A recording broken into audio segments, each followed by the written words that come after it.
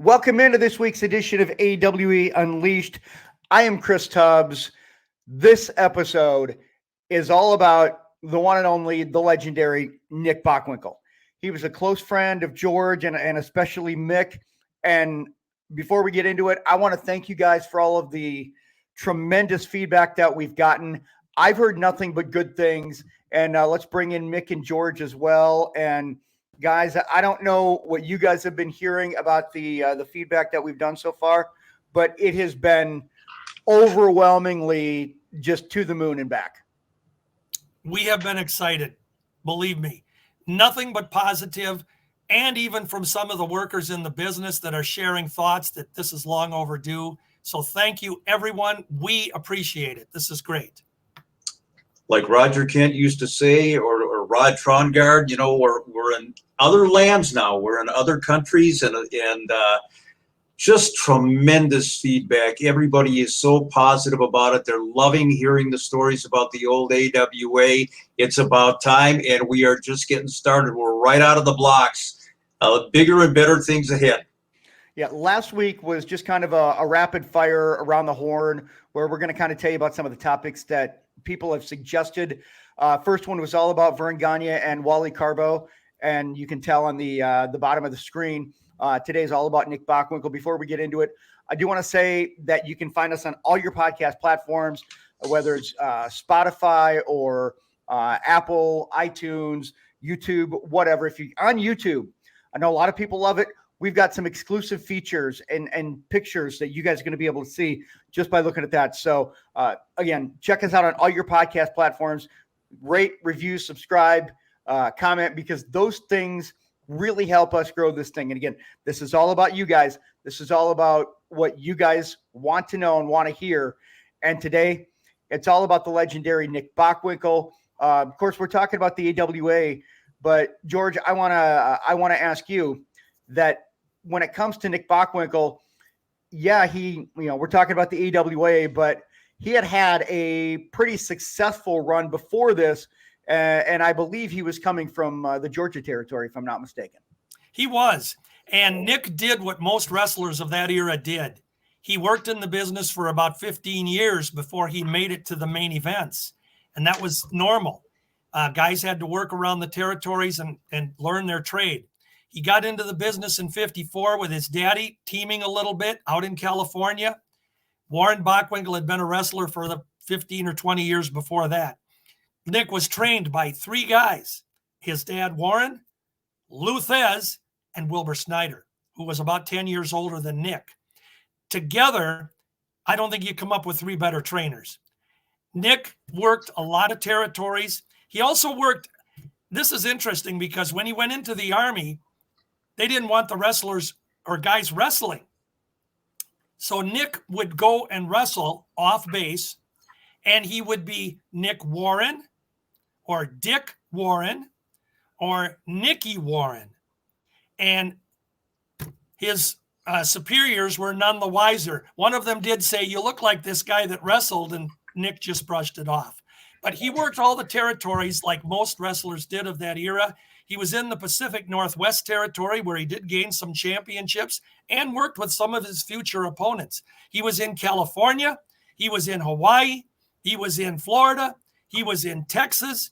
And then he landed in Georgia in 1969. And this was where the Nick Bockwinkel that we started to see in the AWA took place. So what were you guys' first impressions of him when he was coming into the territory? I was blown away. I back then it's all wrestling magazines and no internet and what have you. And I had heard of Nick Bockwinkel, and read some of his escapades and knew that he had a pretty decent career going. George had kind of covered that a little bit. By the way, Nick debuted here in April of 1956. So long before Mario de Sousa. Oh, good Lord. I think you're the only person in the world, George, that would remember that. Yep, Mario de Sousa. But I was just blown away. Nick was totally different. Your typical wrestling heel would spew this and that and insults about his opponents and grab the announcer by the throat and, spittle coming down his mouth and everything else. But Nick wasn't like that. Nick was quiet. He was conceited, arrogant, whatever you want to say. He had the $1 million vocabulary, which we'll talk about in a little bit. But he was completely different. And right from the outset, I thought, you know what? This guy is really going to be something here in this territory. When Nick debuted on TV, All-Star Wrestling, on December 10th of 1970, it was typical in those days for the wrestler that won a match on television that they would get a very brief interview with Marty O'Neill. So Nick wins. He's a newcomer. Nobody's seen him before. Marty asked him very briefly, Nick, tell us a little bit about yourself. And Nick folded his arms and he said that he had been wrestling for 15 years, that his dad was in the business. I'm a second generation wrestler. He said, but I have been trying for the past 10 years to get a championship match. And he says the champion, Vern Gagne, has ran from every territory I was in. He's eluded me. And he said, I am now in Vern Gagne's backyard and he won't elude me anymore. And he looks at the camera and he says, in Hawaii, where I was champion, when someone is leaving, we say aloha. Directly at the camera, he says, aloha, Vern Gagne, and he walked off. I was immediately on this guy's bandwagon because he never raised his voice. He was calm and collected, unlike any other heel we had ever seen. He just said it matter of fact, aloha, Vern Gagne. So he is known for all of these, big words and having a dictionary and just being able to alliterate and be so much different than everybody else. But was there a point, George, where he might have needed a little bit of help with a word or two? Well, when Nick was on his interviews, honest to God, everybody was sitting there listening because he threw out what you'd call $10 words. The average wrestling fan sitting at home with a bag of popcorn and their second beer, watching their black and white rabbit ear TV, they had no idea what any of this was. Okay? And so Nick, he was at one of Nick's Bockwinkel Brigade, and we'll talk about that a little bit later. But he was at his brigade convention, and I had put together, which at that time was as close as I could come to a one-loss record of Nick's matches from the beginning of his career. And I had given Nick a copy, to which he looked up at me at first and said, you're sick. But, and you had to know him to appreciate that. But I said to him, Nick, I also have a copy for myself that I'm going to keep, and I'd love it if you would autograph it for me. So Nick grabbed my Sharpie. He starts to write on it. He says, to George, my favorite. And he looks up at me from his chair and he says, how do you spell statistician? I said, how the hell do I know? You're the guy with the Funkin' Wagnalls. I have no idea. Oh, look at that, George. 1974 in front of Carol Levin. Wow. He told me on that picture, he says, who knows more about me than me? I think that says it all. I want to add to the Bockwinkel vocabulary. First of all, it is a fact. Nick had a little dictionary that he carried with him, and before he went out and cut those promos on TV, he would look for a word that he'd never heard of before, and he'd come out and use it on television. So it wasn't exactly spontaneous. The other thing, to kind of piggyback on what George said about asking to spell a word, one time I asked Nick if he would write a little note for the Bockwinkel Fan Club Bulletin, and I would print it, and he wanted to spell the word whoopee. That was it. And the whole gist of this was he was going to talk about, oh, whoopee, I get to write for the bulletin or whatever. And the man asked me how to spell whoopee, and I said, I don't know, Nick, there's probably variations of it. Well, he spelled whoopee. I think it had 4 P's in it. There may have been a Q, maybe a Z. It looked like Mississippi backwards, but you had to know Nick Bockwinkel. And the thing of it is, he was a really intelligent guy. I mean, worldly to a fault, but as far as the vocabulary is concerned, I'm telling you, are you smarter than a 5th grader? So it was enjoyable. Well, and I have that bulletin that has the word, I think it's supposed to be statistician, but again, it looks like something that is backwards and not correct. It's a collector's item. Speaking of words, he was paired with Bobby Heenan, and the way that it sounds, guys, he didn't need it. But I mean, we hear the word humanoid from Bobby Heenan. He made that famous, later on. That's how a lot of people, they kind of make that connection. But he was using words like that. And the pairing with Heenan, I want to ask you guys, why did it work, even though it didn't seem like it was necessary? And I mean, what did they think about the pairing? Were they both happy with it? Did they not want to do it? I mean, kind of, take me through that. In the scheme of things, it was brilliant. I don't know if it was Vern that came up with the idea or Wally, but Nick had been here for about 3.5, 4 years by the time they paired the two together. And why did it work?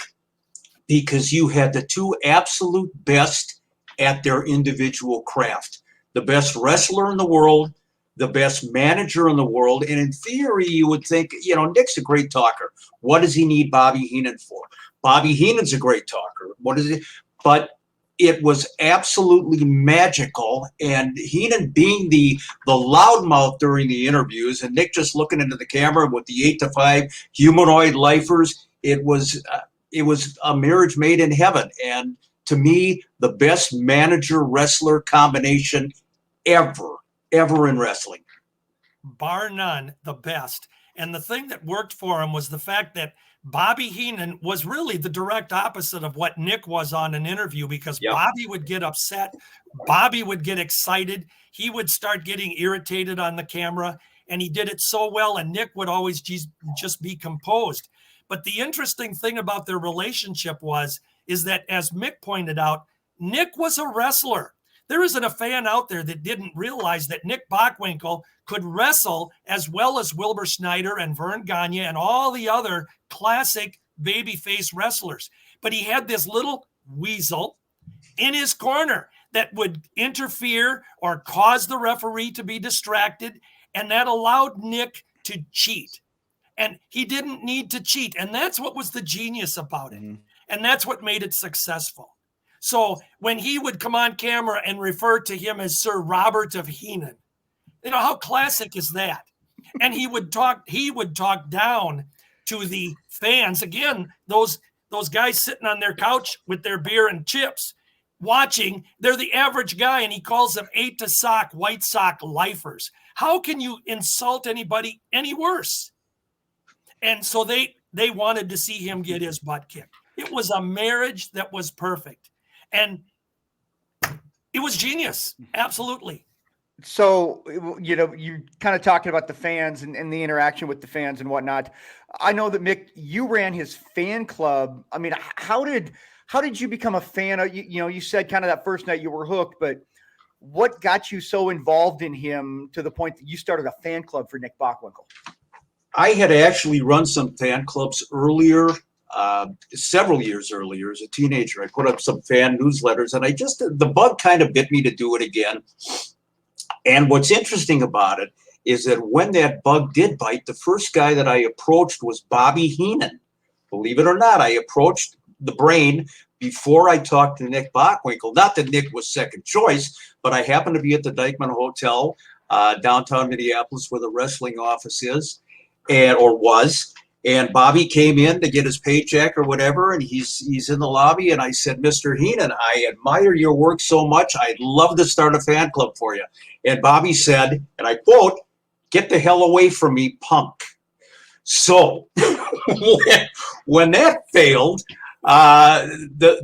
Nick was going to be the second guy that I would approach. And for some reason, I had real trepidation about approaching Nick.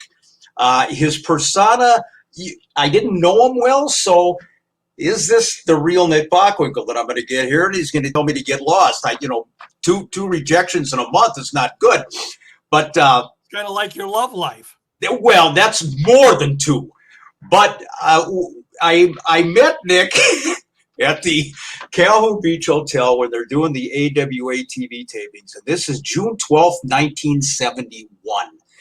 And the week prior to that, Nick had wrestled at the Minneapolis Auditorium, and there was a group of us that held up a banner that said, Nick is number one, Nick's our guy, whatever it was. This is long before the days of where they wanted you to carry a sign.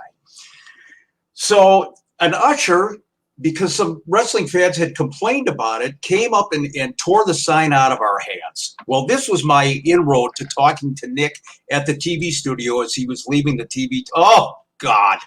As he was leaving the TV tapings. And I said, Nick, this is what happened. They pull the banner right out of our hands and blah, blah, blah. Well, of course, Nick in his usual Nick Bockwinkel fashion. My boy, that's too bad or what have you. So he started talking about running a fan club for him. And there was a couple of guys there that back in those days, you had to have the honorary sign a permission slip in order for you to run, at least promote the fan club. And is it like it's like a parent permission slip that you couldn't run it without having this? I mean, how could you verify it? Like, how could you make sure that it wasn't just some forged document? Well, in those days, and this was strictly to get publicity in the wrestling magazines. I mean, you had to provide a permission slip in order to be talked about in one of the fan club columns. And George knows this because he was a fan club columnist. But so Nick is signing this permission slip after he gave me the ground rules about running his fan club. Don't contact me. I'm not going to give you a dime. If you need help with your this, that, and the other thing, forget about it. If you want to do it, God bless you, my boy. Go ahead and do it. One of the guys on the permission slip was actually Paul Pershman, who eventually became Playboy Buddy Rose. So he is one of the guys, along with me, that was on the permission slip. And we went from there. And the guy who would never, ever contribute a dime or a minute to the fan club was so gracious for the next 2 decades. He'd write letters for the newsletter. He would meet us at fan club conventions. Everything he said he wouldn't do. He loved it. He would never admit that he loved it, but he did. After I listened to you now for the last 2 minutes on that and getting that permission slip and the way you said that you went to Bobby Heenan first, I am only sorry that I hadn't known this story earlier. If I could have gotten rid of you simply by saying, get the hell away from me, punk. The last 50 years, I wouldn't have had to endure Mick Karch. Oh, man. Great story, though. I love it. So when he came into the AWA, guys, George, what did he know about his position in the AWA? I mean, did he kind of know what the hierarchy was when he was coming in? When Nick was contacted by Wally Carbo, obviously through Vern Gagne, to come into the AWA, Vern and Nick had talked about Vern transitioning the title to him at some point in time. And originally, it was going to be as soon as the summer of 1971. So Nick would have been here about 6 or 7 months at that point in time because he debuted in December of 70.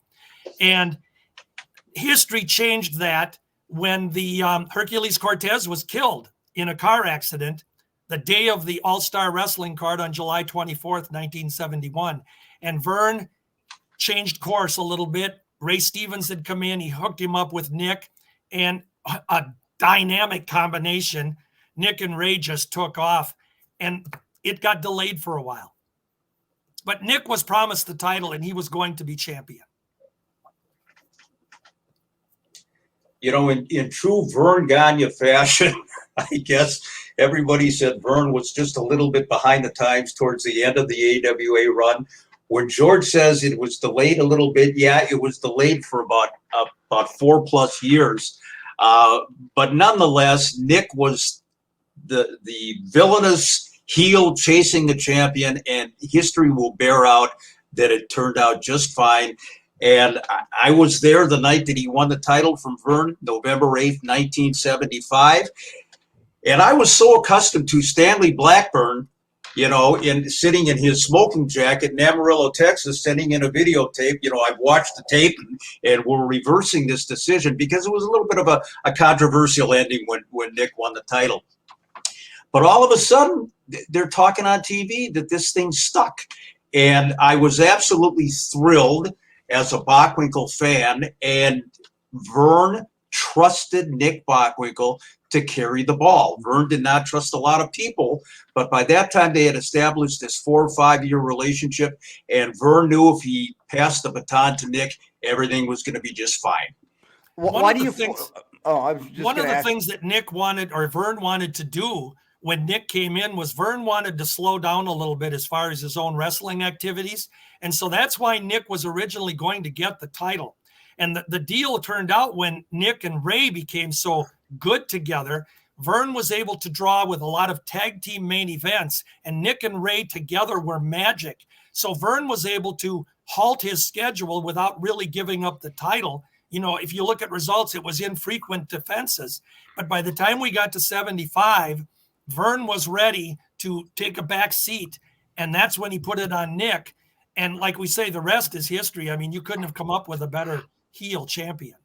So how was their relationship over the years between the two of them? I mean, did it have its ups and downs? And I mean, was it always a really good working relationship between the two of them, meaning Vern Gagne and Nick Bockwinkel?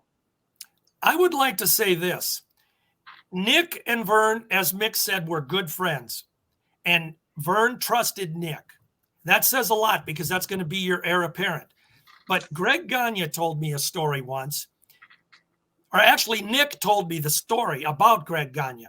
Nick said that Greg and Vern had approached him and said that you are going to be our champion. This is your home. Buy a house. Reside here. This is your home. And Nick said, I looked at Vern and I said, everything you say is fine, but I'm smart enough to realize that this is your home. And at any given notice, I could be somewhere else. So he said, I'm all on the board here, but I'll never lose the fact that you're the boss. And I think that's where their relationship came from. Nick knew his place. And he believed that if something happened, he could be gone from the territory or he may get an offer to move on. You know, Chris, you hear about all the guys that had heat with Vern and then left the territory. Whether it's Jesse Ventura or, even guys that didn't leave, the late Stan Kowalski, Larry Hennig, they always tended to put the bad mouth on Vern a little bit. I never, ever heard Nick say a bad word about Vern Gagne. And George said that Nick knew his place. He did. And Nick was smart enough to realize he's on top. He's making a lot of money. He's got a nice house here. Nick was a man of integrity and a professional, and they just got along. I don't know if they were best buddies by any means, socializing together, but from a business standpoint, they got along just fine. And Nick said the same thing about Vern as he told me about Billy Robinson a couple of times. He said, in order to get along with Vern, you let Vern do what Vern wants to do. And that's the way it worked. As long as they had that understanding, Nick was a player. He knew that if he got a better offer or that something changed, we're talking a multiple territory day in the 70s where any wrestler could go anywhere on a given notice and make maybe more money. So Nick was open to that. He always understood his place. And he said, I just let Vern run his company and I played along. So you're talking about friendships and kind of how, people worked well with Nick. Mick, I know that, you were running the fan club and everything. And over the years that you developed a pretty good friendship with him. Was there ever, why did that relationship work? I know that you said you were really careful to not want to cross the line and kayfabe with him. Do you feel like that was one of the reasons why your friendship became genuine and you did get so close to him? I think so. I think that had a lot to do with it. I mean, certainly I drove the guy crazy, in a lot of ways when I would ask for fan club assistance and what have you. But yeah, I think the real key was that Nick knew what I knew, but I never broached the subject with him. I mean, it was his business. I didn't need to ask him about finishes or angles or who's coming into the territory or anything else. I respected him. I would ask him a favor, and if he was too busy at the time, he'd say, I'll get back to you. I'll do it in a month from now. He always did. I think it was just a mutual respect thing. And back in those days, and George will attest to this, you had to earn the trust of the guys in the business. You could not, like it is today, anybody walks into a locker room and starts glad handing everybody. Not back then. You walked into a locker room then and you were an outsider. You were kayfabed and that was it. So the mutual trust thing, I think, was the biggest thing. And then longevity. You know, the more years that went by, the more the closer Nick and I got, and he became, you know, close with my family and my kids and my wife and what have you. So yeah, it was a really enduring relationship. Was there ever a time that he got upset with you over anything? Oh, one time, and I mentioned the Billy Robinson story last time, but the one time Nick was visibly livid with me. And I'll make a long story short. I was doing the equivalent of backyard wrestling back in the day, way, way before it was fashionable to set up a ring, you know, and mats in your backyard. And I had done it, and I had done it at a junior high school in Northeast Minneapolis. I actually promoted the thing. And while this event is going on, Nick was over in Japan.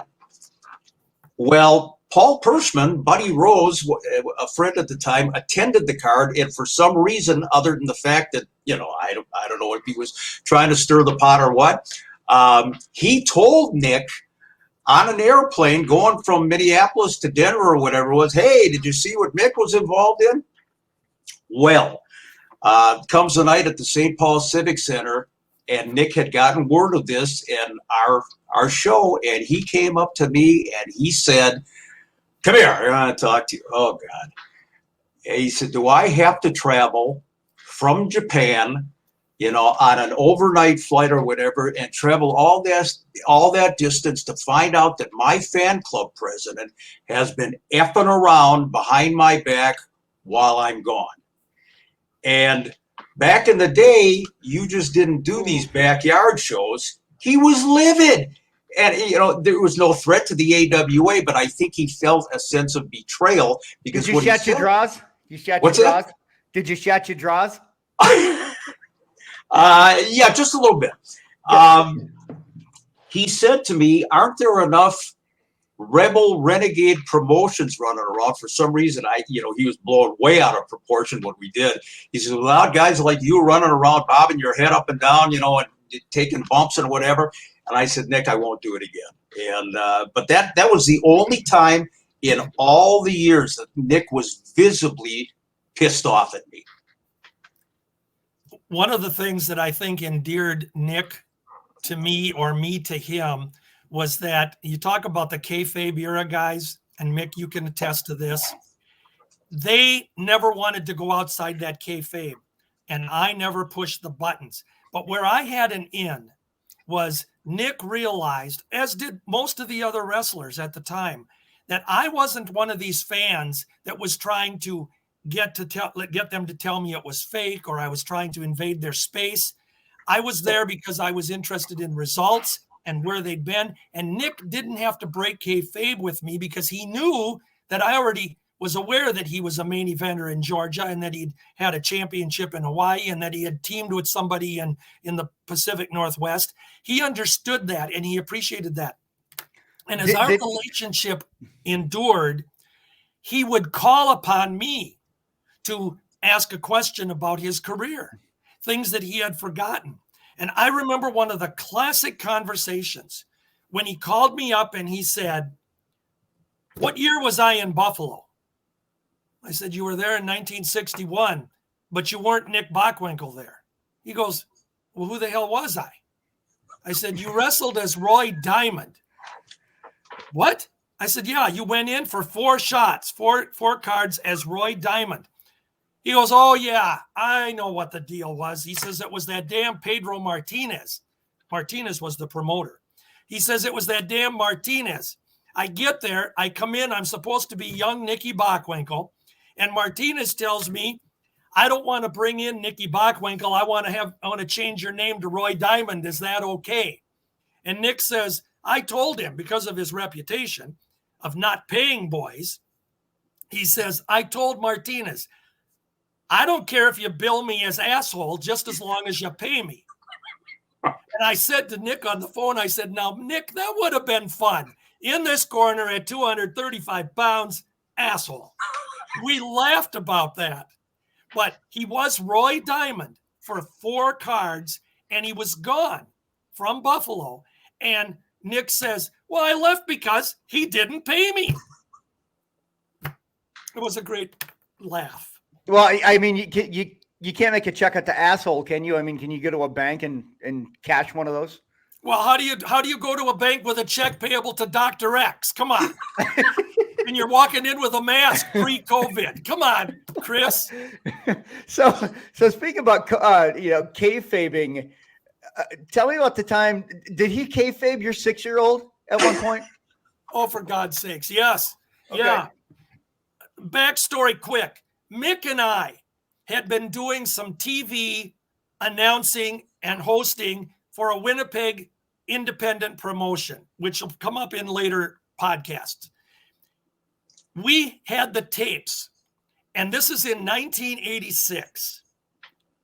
We had the tapes. We were looking at what we had done, Mick and I, on this show, these cards, and Nick came over to my house while we were watching the tapes, and he was going to help us critique him. We wanted his opinion, how we were doing. So Nick is completely open in the living room there. We're watching the TV, and Mick can expound on this if he chooses to, but Nick says, you guys are doing good. If you can put that guy over, you've made it. You've arrived. You can put anybody over, because we were working with some real questionable talent. I mean, Broomsticks would have been better. So he's really being open with us. And around the corner comes my daughter, who is 6 years old at the time. And Nick immediately silenced up and went into total kayfabe mode. And it was like, we looked at each other and thinking, he's kayfabing my 6-year-old. But the classic that came out of that visit, and I'll share this, Nick had to use the restroom. So he goes out of my family room into the next door, which is the bathroom. He doesn't close the door. He stands there above the toilet with his wanger doing his thing and his hands on his hip. And I looked at Mick in the hallway and I said, ladies and gentlemen, the heavyweight champion of the world. Now, nobody can come up with a better story than that. He took a whiz in my house with the door open. It's great. Oh, I don't even know where to go with that one, guys. I feel like that's a high note, right? I mean, it doesn't get any better than that. No. Oh man. Well, I know. Was there something, Mick? I want to ask you. There's no natural transition to this, so I'm just gonna say, was there some time that he was speaking at some cities, some college here in the cities, and you had a welt on your cheek? Does that sound familiar? I want to say this was 1972, and Nick had established himself pretty well here in the AWA by then, and there was Augsburg College, which is near the University of Minnesota. Yes. Yeah, the student body had apparently voted Nick the guy that they would most like to hear come in and give a speech. Well, I got wind of the fact that Nick was going to go in and give this speech. It was wintertime, and I took the day off of work. I think I called in sick or something and went over to Augsburg to listen to Nick. And Nick's fielding questions from all the students and what have you. But the gist of his speech was talking about how to be an individual, how he had done it all on his own. And ladies and gentlemen, students, as you go through life, you got to depend on yourself. Don't rely on anybody else for any help, blah, blah, blah. So Nick finishes the speech, and I go out in the lobby, and I see him kind of walking in circles. I said, what's the matter? He says, I don't know how the hell you get out of here. How do you get out of this place? Well, first of all, I'm thinking, this is the guy that just said don't depend on anybody to get through life, and he can't find his way to the door. And I said that to him. I made light of it. I said, Mr. Individuality, boy, look at you. And he said, see you later, blah, blah, blah. And Nick went his way. I went my way. And there was a freshly cleaned window that I walked right into. Boom, head first into the window. I thought it was a door. I pushed this big window.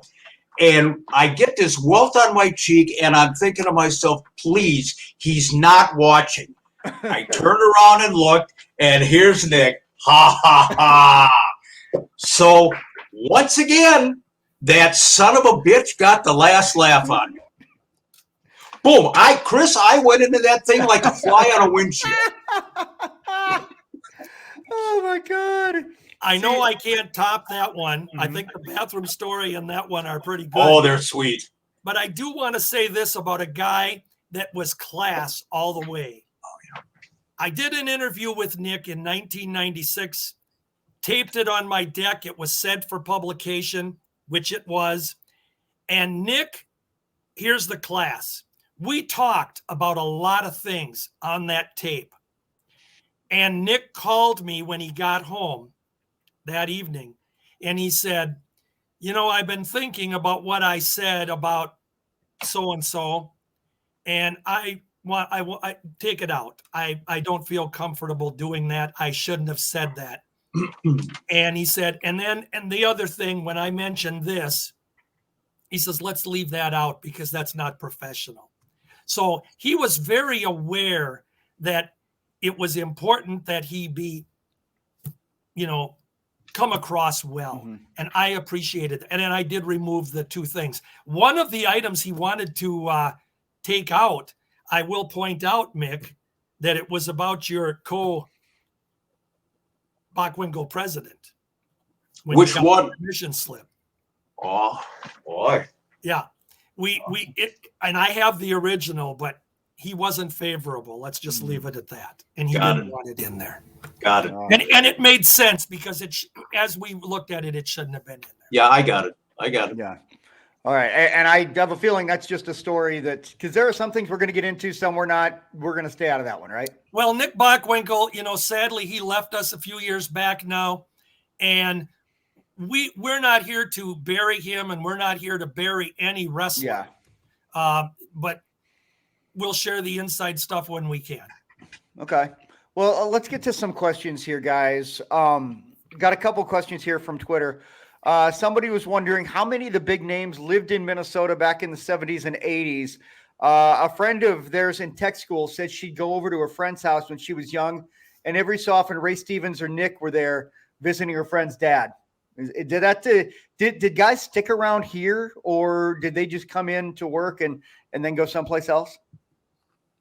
Well, you have to remember, first of all, I'll take this first. This was the hub. Minneapolis was the headquarters of the AWA. And so it would be natural that a lot of the boys, when they were coming in to work the territory, they might take an apartment or rent a home or something while they were here as their base. And during their time here, Dr. X, for the 3 years he was here, originally he lived in Bloomington. But they didn't live here per se long term. But there were guys, Nick, while he was here, he lived in the Twin Cities. That's where his residence was. Mendota Heights was the last one. And of course, Jack Lanza, Larry Hennig, Stan Kowalski, Vern and Greg Gagne, Jim Brunzell. I mean, these were guys that, they were here. This was their home. But usually when the guys would come through the territory, they might just rent a place for whatever the time frame they were here. To that point, I know that in the mid-1980s, there was an apartment complex out on, I believe, 60th and Nicollet, something like that, in Richfield. And for a time, Scott Hall, Sherry Martell, Buddy Rose, and Colonel De Beers all lived at that complex. And like George says, they probably signed a year lease, maybe a 2-year lease, because this was the hub. Everybody had to be here for TV anyway. So yeah, a lot of them lived here permanently, and a lot of them, for the couple of years they were in town. So and what was there? Mick and I remember Colonel De Beers, how he got his name. At least we think it's how he got his name. De Beers. Well, we saw him down a few of the beers, with Paul Pershman. So with, kind of piggybacking off of that, did these wrestlers, when they were here, guys, did they have secondary jobs? Because I know, somebody thought, did Nick sell cars at one point? And I mean, was that a thing, or was he just strictly a worker working for Vern? There were wrestlers that were full-time wrestlers. Nick, Lanza, guys like that, the main event guys, anybody that was main event around the country, that was their full-time job, or they were, semi wind-up guys, whatever. But yeah, there were wrestlers that supplemented their income by doing something outside. I mean, and usually it would have been the enhancement talent guys. Kenny J, he ran a sod company. That's how he got the name Sodbuster. He had a lawn service company along with one of his brothers. So yeah, most of them in the profession that were full-time did not have any part-time job. The only exception I would say to that is Larry Hennig, who was here full-time. And Larry was in real estate for many, many years, Larry Hennig Realty. And he also, I believe, was the owner of an auction hub out in Blaine, Minnesota. So Larry had this side business. When Nick got out of wrestling, he started going to work as an insurance agent for a company called Leneve Financial. And the reason that sticks in my head is because, and George will attest to this, almost every conversation that you had with Nick, once he got out of wrestling, he was pitching the insurance to you. If I had him as a guest on Saturday night at ringside, it was always, hey, you got to mention. So that was Nick's foray into another line of work. So he was set when he got out of wrestling. He didn't just go into a rocking chair and forget about it. Well, and as you pointed out, Mick, about Larry Hennig, for example, Larry Hennig got his real estate license in 1957. And his main reason for doing this was because this was right when he was starting his wrestling career. Larry was one of the rare ones where he didn't really leave the AWA proper for any length of time. He went other places, but he lived here. He was raising his family here. And he always felt, he was wise, he always felt that if he'd get hurt in the wrestling business and unable to work, he always had that real estate to fall back on. And that's really what he did. So he had times in the business where he had to take time off to nurse injuries, and he would have the real estate as his backup. And let's not forget Baron von Raschke. Let's not forget the Baron, who was a substitute school teacher and also for a while drove the monorail at the Minnesota Zoo. I think that's Baron's claim to fame, really, after he got out of wrestling, was driving the monorail. Plus the fact that he had a souvenir shop, and his slogan was, if you don't need it, we have it. That was the slogan for the wigwam. Yeah, we saw him up in Lake George, Minnesota. Yeah, we got we got to keep moving along here, guys. We got like 10 minutes left. Okay. Sorry about that. I know we got kind of sidebarred there. Regarding that big belt, did Nick ever talk about how much of a pain in the neck it might have been to carry that around? Because I know wrestlers are responsible for having their own, for carrying their own gear. Well, I never heard him complain about it. It went with the championship. When he was the champion, he would carry the belt with him to various towns, etc. So I never heard him complain about it. I think that just went with the territory, but maybe he said something to you, Mick. I don't know. Nope, didn't say a word. Oh, your mic. Just doing a lot of things here. Here we go. There we go. Got some more questions here, guys. Let's go ahead and roll through them. Here's a question for you, George, from Jerry Joy. Wants to know about his father, Warren Bockwinkel. How did he start? How big of a draw was he? Because I don't think a lot of people realize when you talk about second generation wrestlers, I think people don't realize that Nick was second generation. Nick was second generation. And in the scheme of things, Warren Bockwinkel was not the greatest wrestler in the world, but he wrestled from the 40s through the 50s. And he was a hometown boy in St. Louis. He was a good wrestler. He was respected. He was one of the boys. He did it full time. But in the scheme of things, he never held a world title or anything like that. But when you're hanging around with guys like Lou Thez, I mean, you've got some notoriety. The next one's for you, Mick, from Daniel Skofik. Hopefully I'm pronouncing that right. Was there anyone that Nick didn't like working with in the AWA? I never heard Nick specifically say he didn't like working with somebody, which again, I think points to the class. He didn't put anybody down. The worst match I ever saw Nick wrestle was against Andre the Giant, and it wasn't Nick's fault. Andre hurt his back early in the match, and they went to a 60-minute draw. No, I think Nick was just very respectful, and the fact that he could make everybody look like $1 million is testament to that. And to follow up on that, was there anybody that he really enjoyed working with? Loved working with Greg Gagne. I know George will say that. Nick always called it a night off when he worked with Greg. His matches with Billy Robinson, I think, were the best that he had in the AWA. Whether or not he enjoyed working with Billy, they were great matches. And one of the best matches I ever saw was Nick wrestle another 1-hour draw against Jim Brunzell, which was stellar. And I know he had the utmost regard for Jim. There were actually 2 draws with Jim Brunzell in St. Paul, one in December of 75 and one in December of 76, a year later. Both were 1-hour Broadways with no outside interference from Greg or Bobby Heenan. And they were as solid a match as you've ever seen. Classics. Yep. Let me ask you guys this. The Stan Hansen belt debacle. What can you tell us about that? Well,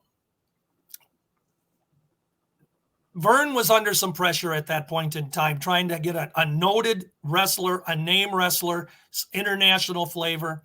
Long story short, Hansen was able to come in. Both Lanza and Nick Bockwinkel, who we're talking about, basically urged Vern, don't put it on Stan.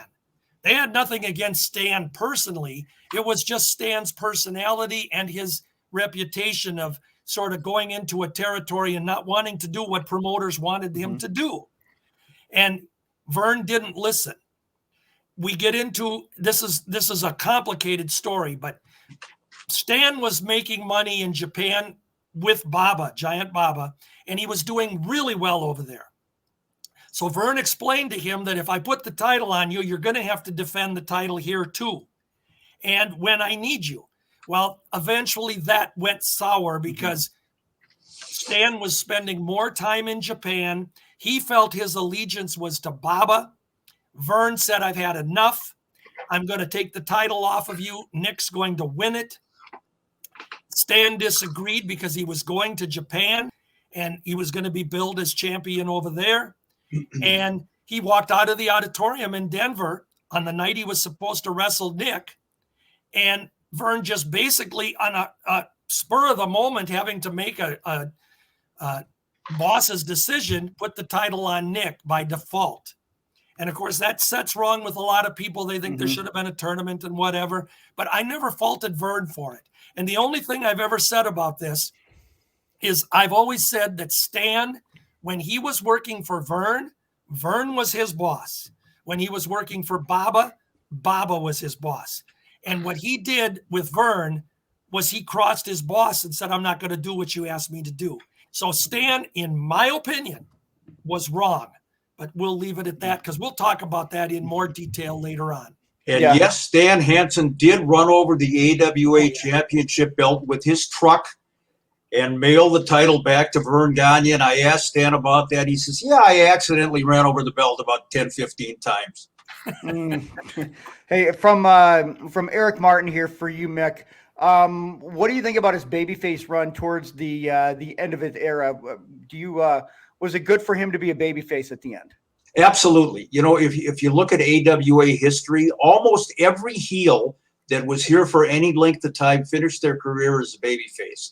Baron von Raschke, the Crusher, Larry Hennig, Mad Dog Vachon, they all finished as a babyface. Nick, I think, had that built-in respect from the fans anyway. They wanted to cheer him. They couldn't bring themselves to do it. But yeah, the last couple of years of his career, definitely the right decision, and he was over huge as a babyface. All right, and one last question for you, George. I know that we saw the $1 Million Man in WWF, Ted DiBiase.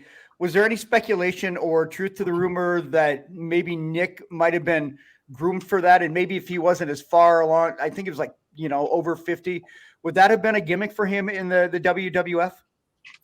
Well, I've heard those stories that McMahon had considered him or maybe approached Nick. The only thing I ever remember Nick saying is that at that point in his career, he was still loyal to the AWA to a fault. And he said, I was in my 50s and I just didn't think it was the right move at the right time.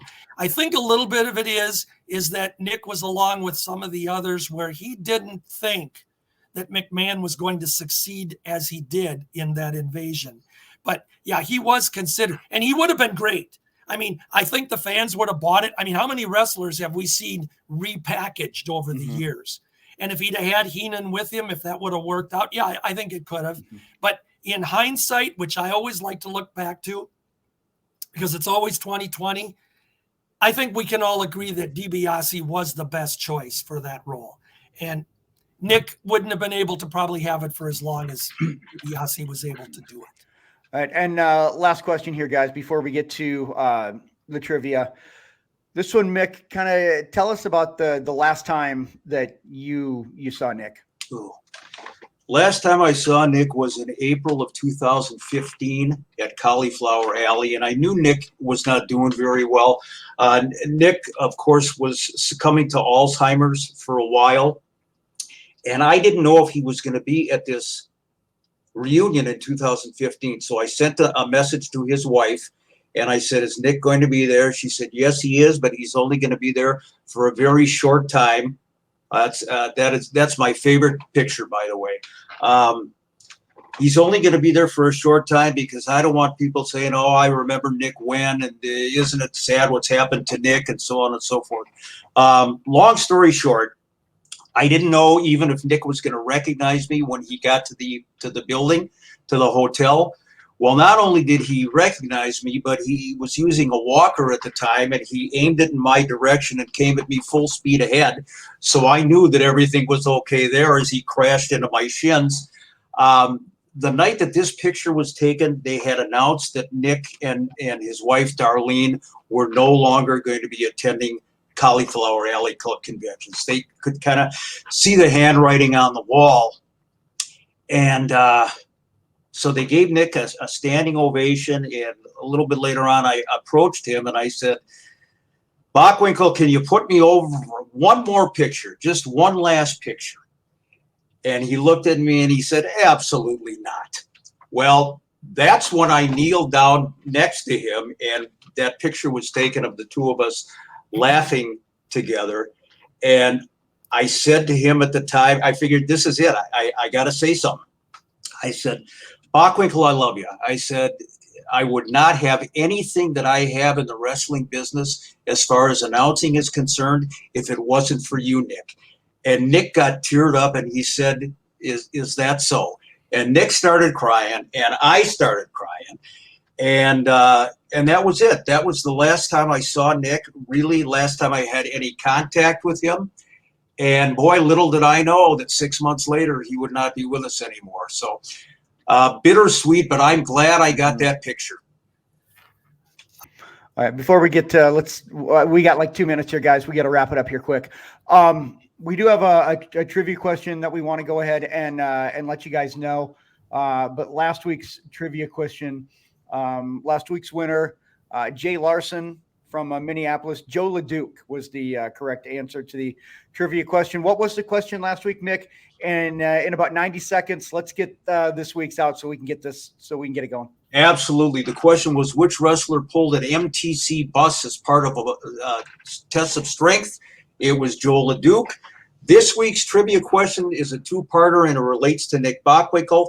And they're both referee questions. It's a two-parter. Who was the referee the night that Nick won the championship from Vern Gagne in 1975?